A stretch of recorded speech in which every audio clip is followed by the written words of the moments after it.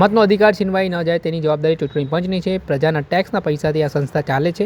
27 ઓક્ટોબરથી એસઆઈની કામગીરી જે શરૂ થઈ તેમાં બીએલઓ ઘરે ઘરે જઈ કામગીરી કરી રહ્યા છે. ત્યારે બીએલઓએ જીવન ટૂંકાવ્યો. માનસિક ત્રાસના કારણે ડ્રાફ્ટ યાદીમાં જે 74 લાખ મતદારો ઓછા થયા છે. ફોર્મ 6, 7 અને 8 ભરવામાં આવ્યા છે અને આખા ગુજરાતમાં ફોર્મ 7 ભરીને જે ભાજપ દ્વારા આખું ષડયંત્ર કરવામાં આવ્યું છે તેને લઈને આજે કોંગ્રેસના પ્રદેશ પ્રમુખ અમિત ચાવડાએ પ્રહાર કરતા શું પોલ ખોલી છે તે સાંભળો.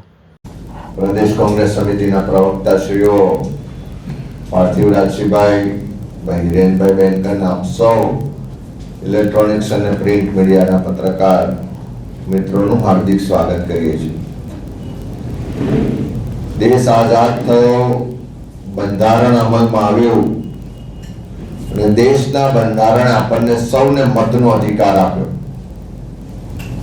અને આ મતનો અધિકાર આપણો સૌથી મોટો અધિકાર છે અને એ અધિકાર છીનવાઈ ના જાય, એની રક્ષા થાય એ માટેની પૂરેપૂરી જવાબદારી ચૂંટણી પંચની છે.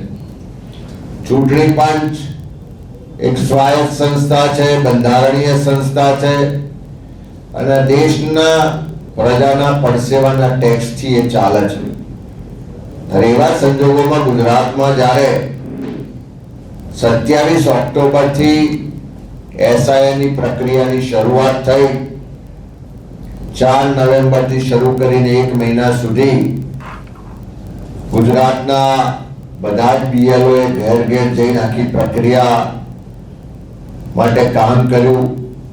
જે રીતે એમની પર સરકાર દ્વારા, ચૂંટણી પંચ દ્વારા પ્રેશર હતું, એના કારણે અનેક જગ્યાએ જે બીએલઓ હતા એમનું મૃત્યુ પણ થયું.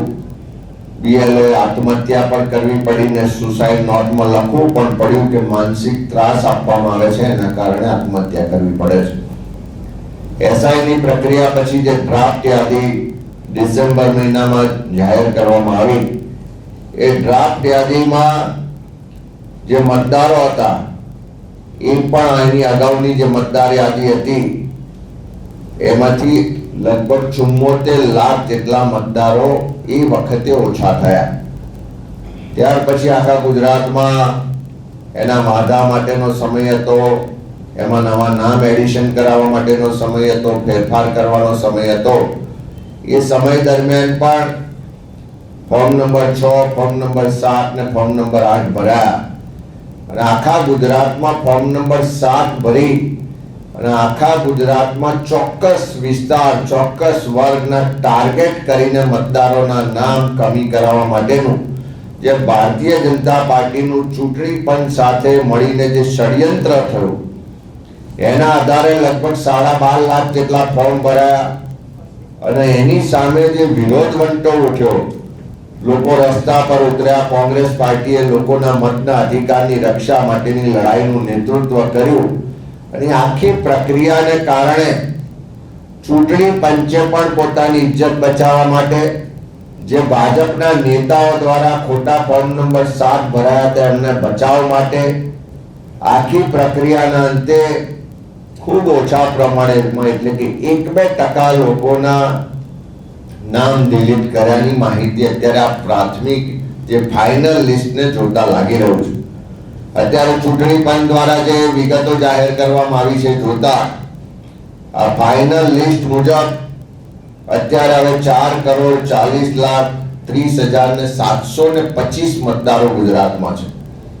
એટલે જે ડ્રાફ્ટ યાદી હતી એમાંથી 68 લાખ એટલે કુલ જે મતદારો ઘટ્યા એ પહેલાની જૂની યાદી કરતા હવે ફાઇનલ યાદીમાં 68,12,711 મતદારો ઘટ્યા છે.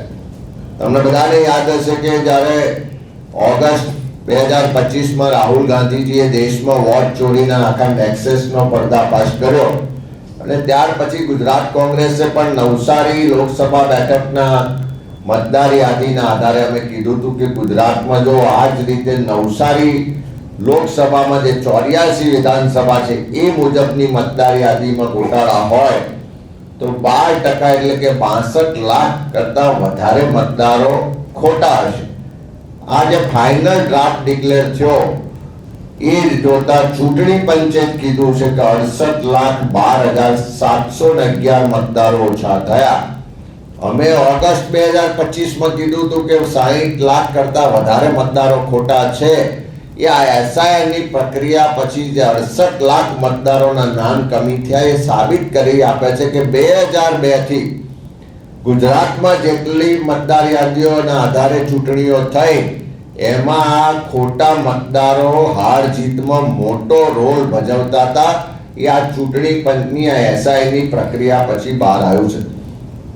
સાથે સાથે ચૂંટણી પંચે જે આજે આંકડા આપ્યા છે એ મુજબ કે જે નવી મતદાર યાદી એટલે કે ફાઇનલ મતદાર યાદી આજે પ્રસિદ્ધ થઈ છે એમાં ડ્રાફ્ટ યાદી પછી 3,95,000 નામો ડિલીટ કરવામાં આવ્યા છે. અમે માંગણી કરીએ છીએ ચૂંટણી પંચ પાસે કે આ 3,95,000 મતદારોના નામ ડિલીટ થયા તો વિધાનસભા વિસ્તાર વાઇઝ બૂથ વાઇઝ એની યાદી પબ્લિક ડોમેન પર લોકોની વચ્ચે જાહેર કરે, જેથી પ્રજાને ખબર પડે કે આ 3,95,000 કોણ લોકો છે અને કયા કારણથી એના નામ ડિલીટ થયા છે. બીજી બાજુ જે નવા ફોર્મ નંબર 6 ભર્યા પછી કે મેપિંગમાં કોઈ રહી ગયા હોય એવા લોકોના નામ એડિશન થાય એટલે કે ઉમેરાયા. ડ્રાફ્ટ યાદી પછી 9,56,000 મતદારોના નામ આ ફાઇનલ યાદીમાં ઉમેરવામાં આવ્યા છે. તો અમે ચૂંટણી પંચ પાસે માંગણી કરીએ છીએ કે આ 9,56,000 કોણ એવા મતદારો છે કે જેના નામ ડ્રાફ્ટ યાદીમાં નહોતા અને ફાઇનલ યાદીમાં નામ ઉમેરવામાં આવ્યા છે. તો વિધાનસભા વાઇઝ બૂથ વાઇઝ જેના નામ ઉમેરવામાં આવ્યા છે એ લોકોની યાદી પણ ચૂંટણી પંચ તાત્કાલિક પબ્લિક ડોમેનમાં મૂકે, લોકો માટે જાહેર કરે એવી માંગણી કરીએ છીએ. અને ખાસ કરીને આ લોકશાહી બચાવવાની લડાઈ છે, લોકોના મતના બંધારણીય અધિકારને બચાવવાની લડાઈ છે અને કોંગ્રેસ પક્ષનું એક કમિટમેન્ટ છે, કોંગ્રેસ પક્ષનું લોકો માટેનું એક સંકલ્પ છે કે ગુજરાતમાં એક પણ સાચા મતદારનો મતનો અધિકાર છીનવા નહીં દઈએ.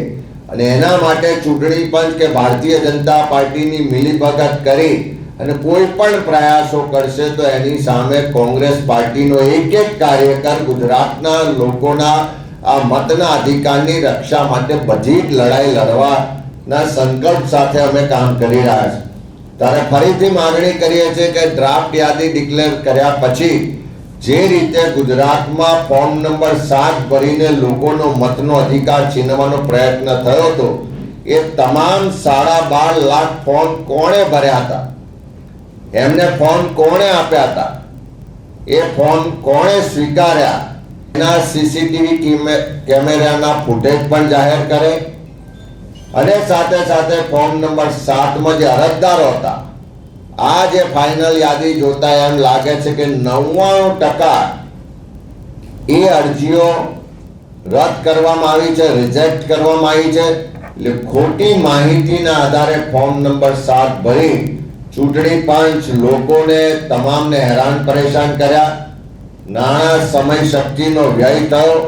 તો એવા ખોટા ફોર્મ નંબર 7 ભરવા વાળાની યાદી જાહેર કરે અને કયા કારણથી આ ફોર્મ રદ કર્યા છે એ પણ વિગતો જાહેર કરે અને ફોર્મમાં કાયદાની જે જોગવાઈ છે મુજબ ખોટા ફોર્મ નંબર 7 ના જે અરજદારો છે એવા તમામ લોકો પર ફોજદારી કાર્યવાહી કરીને એફઆઈઆર કરવામાં આવે એ ફરી માંગણી અમે દોહરાવીએ છીએ. અને ખાસ કરીને આજે જ્યારે એસઆઈઆરની આખી પ્રક્રિયા પછી ફાઇનલ મતદાર યાદી જાહેર થઈ છે અને એમાં જે નવા મતદારો ઉમેરાયા 9,56,000 એની સંપૂર્ણ વિગતો ચૂંટણી પંચ જાહેર કરે અને સાથે સાથે જે 3,95,000 મતદારોના નામ ડિલીટ થયા છે એની પણ વિધાનસભા વાઇઝ બૂથ વાઇઝ વિગતો જાહેર કરે એવી માંગણી કરીએ છીએ. Thank you.